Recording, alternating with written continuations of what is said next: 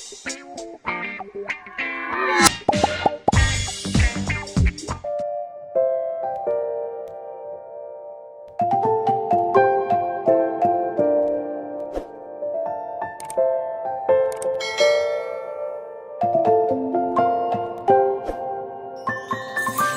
many places still undiscovered, but you're stuck in a blast of SD.